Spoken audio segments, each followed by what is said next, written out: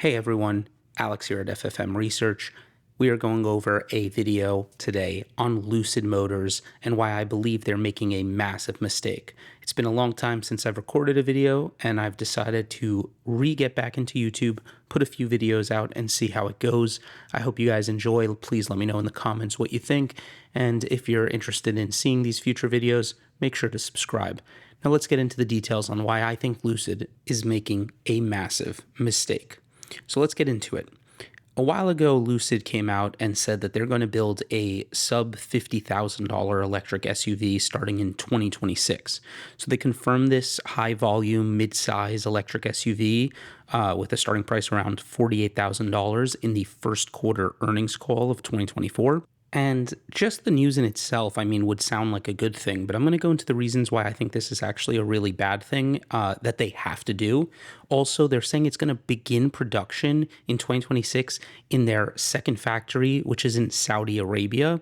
Now, we'll get into this a bit later in the video, but just as a, quick note, Saudi Arabia is not the ideal place to build your factory to make your high volume car that you would ideally want to ship globally. Now, I'm sure they're going to produce it in other factories that they'll announce and etc. But you're going to start off this high volume, low priced car. You're going to probably want to do that in the US, not in Saudi Arabia. But they don't have a choice, I don't believe in that. And we'll get into that a little later. But it is something that I'm not very bullish on. Now, if you look at these pictures that I'm just showing in this video, you'll see the car is an extremely luxurious car. Lucid makes incredibly great interiors. They make very well-engineered cars. The quality is amazing. I really think they have a great interior, and I have really not much to complain about when it comes to the quality of the car, the build, the material choice, etc. And I think that it makes sense. They are going for this luxury feel, luxury look, and I think they are executing well on actually designing a very nice luxury vehicle. There's just a bigger issue at hand that we're going to get into why they're kind of contradicting themselves and putting themselves in a very bad position. So when you think of different vehicles and brands need identities. So when you think of Tesla, I think most people think they're high-tech, very minimal designed vehicles that operate on a massive scale. Their goal is make the car cheaper and cheaper, produce it as high volume as they can to get it in as many people's hands as they can, have a very minimal design, and try to basically win with FSD and high-end software, etc., rather than like the most luxurious interiors or whatnot. When you think of Rivian, you obviously think of an adventure vehicle. Their entire marketing and brand is associated with adventuring, going camping places, taking it off roads. Now they make luxury type of vehicles, but their focus on the brand is to adventure in those vehicles. Now, Lucid, to me, felt like it was targeting this most advanced engineered vehicle with extreme level of luxury, just trying to hit the high luxury and very well engineered vehicle market to say, they have the most efficient batteries, they have the most efficient, thermal management, that they basically make these incredibly well-engineered vehicles, but they're luxury vehicles and they're expensive. And I'm all for that. That's actually a class of vehicle that I think is needed for EVs. And ultra-luxury vehicles, though, are low-volume, high-price vehicles. Now, that's where the problem begins. You see, take a company like Ferrari, which makes a luxury sports car. In 2023, their revenue was only $6.4 billion, whereas a high-volume, mass-produced car like Toyota's cars, great cars, but they're not luxury high-end vehicles. They had $311 billion of revenue. So obviously a massive difference between Toyota's versus Ferrari when you're talking about a mass scale automaker versus a luxury automaker. But luxury automakers are low volume, but they're highly profitable. So that's $6.4 billion that Ferrari did in revenue. They made 1.26 billion euros in that, which is 20%, around 20% of their revenue is net income. It's not 20% gross margins. No, 20% net income for a business for the automotive industry is incredible. It's insane. So, this in itself shows, you don't have to be high volume, high scale and to be a profitable automaker. It's just you have to decide what you want to be and create your operations around that. So I think Lucid just made this very greedy, fatal mistake. Early on, you need to build your organization and your factories and the scale to match your plans. Lucid wanted to be this luxury player. That's what their brands represented when I looked at it, when it's showing to the world the type of vehicles it's making, the type of showrooms it's designing. So I'm seeing a luxury player, but they're trying to operate on a massive scale with the operation they're building. A factory meant to do high volume that's producing low volume leads to massive losses.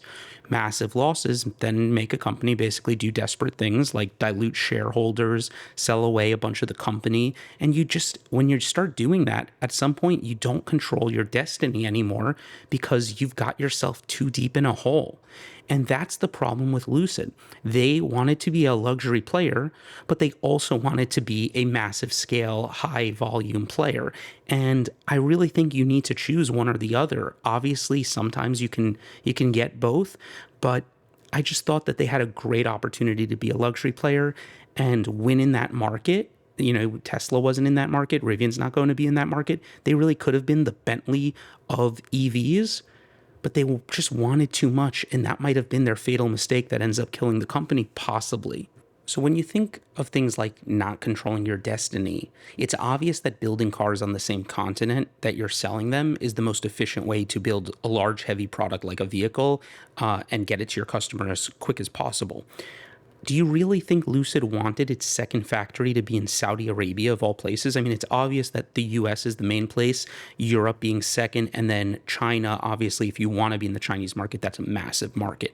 But Saudi Arabia is not the ideal place to build your second factory that is going to launch your mass vehicle, high volume, low price car. Now, Lucid will try to do whatever they need to make the best of this, but I don't believe they want to do it. I think they have no choice. They had to do it. It's just part of the deal. Saudi Arabia wasn't going to give them infinite money, basically, just constantly backing them up every time they're getting close to cash burn that will kill them without it helping Saudi Arabia. They want to, make Saudi Arabia thrive in so many different ways, and they wanted to put a state-of-the-art EV factory there.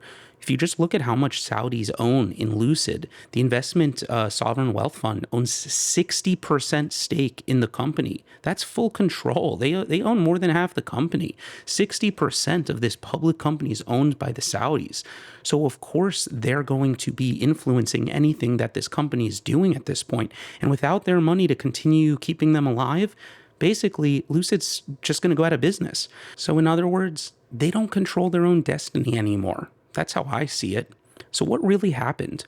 Lucid basically raised way too much money to justify being a small ultra luxury player like a Bentley or a Ferrari. You can't raise these tens of billions of dollars and then decide you're just going to be this small player after you've sold a dream of being so much larger. Then Lucid builds a ultra luxury product, but they paired it with an operation for high volume and scale, and they didn't have the demand for that. The Lucid Air did not sell anywhere near the volume that they expected it to, the volume that they guided to, the volume that they built the factory to have. And by that happening, that made the mistake of massive cash burn, which leads to no choice but having further dilution by selling more shares or raising more debt on your company. And they eventually just basically had to sell out this company to the Saudis. And if you're going to justify that massive investment, Lucid needs to make a very high volume car with a low enough cost to sell that type of volume to survive. Otherwise, how are you justifying that investment? So doing that is counterintuitive to the brand of a high luxury vehicle. You're not going to see Bentleys coming out selling $40,000 cars. So it potentially can taint the image of Lucid when they make a low, cost vehicle. It's not that it will, but there's a chance of it tainting this luxury, vehicle and brand that it's creating. So to change course now and say they want to be the Bentleys of the world, they'd basically be agreeing to have burnt away massive investments they've made into the operation to be what they're trying to be now. And they'd be saying, we're going to be satisfied with being a company that does, $5 to $10 billion of revenue instead of hundreds of billions of dollars of revenue a year. Now, at this point, that just seems out of question for management to make a massive pivot like that right now. So they're just going to roll the dice on being a high volume maker. And if it works, obviously they'll be in a great position. But if it doesn't, they're basically risking the whole company on it, and they might not exist if they can't make this high volume vehicle work. But it's definitely changing the brand image. And I think personally, Lucid did make a fatal flaw in the early days, not deciding to plan and build around low volume, high priced, ultra luxury vehicles, because they already make great engineered vehicles. They have an incredible team for engineering, and they have an incredible team for design. And they really could have been the Bentley of the EV world. Maybe that's not enough ambition for them. They wanted more, but I think that's the strategy they should have went with. What do you think? Let me know in the comments. I'm curious. Do you own Lucid stock? What do you think of Lucid? And yeah, do you think they're going to pull off the $40,000, $50,000 vehicle and do it profitably from Saudi Arabia? All right, if you made it to the end, please smash the like button. It really helps the YouTube algorithm. And if you've enjoyed this video and are looking to see more videos, please subscribe to the channel as well. Till next time.